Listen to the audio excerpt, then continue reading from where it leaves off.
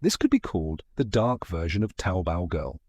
A young woman paid a high price for a private lesson with a special effects makeup artist, but ended up witnessing something terrifying live.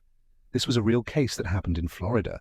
About 2 weeks earlier, I had followed a popular makeup influencer and bought from him the very last available spot. I had never seen his real face, so I finally had the chance to meet my idol. The next morning, I received his invitation. That same day, we connected live. In his message, he said I had been chosen as the lucky one to give a one-on makeup class. I was thrilled, screamed with excitement, and spent the whole day anxiously waiting. But the bigger the hope, the greater the disappointment. When I clicked the link, I didn't see the face I expected. Instead, I first heard a man's voice. On the screen appeared a bald old man. He didn't look like an artist at all, but rather like evil man, criminal. The background behind him felt strangely familiar, but I couldn't remember from where. The man stood up and said he was ready to begin the class. A minute later, came back carrying a girl. He introduced her as today's model. The girl seemed to be asleep, deathly pale. His body only back of the chair. A chill ran down my spine. Closer, I realized the girl wasn't. This was a so-called lesson. I was horrified. I tried to end the stream, but he must have hacked into my computer. My first reaction was to dial 911, but then the man leaned close to the camera and shouted my name. He said that if I dared to make that call, I would be the next model sitting in that chair. And if I chose to ignore it, more girls would be harmed. I quickly slammed my laptop shut and called the police. I locked my bedroom door and curled up on the bed, too afraid to move. Suddenly, I realized where I had seen that background before. It was my garage. Sure enough. Minutes later, I heard footsteps close. He was twisting the doorknob violently, then started kicking the door, about to break in. Cold sweat mixed with tears streamed down my face. I was ready to die. But suddenly, loud sirens wailed, voiced later. The live streams revealed. He discovered that the girl in the chair was real.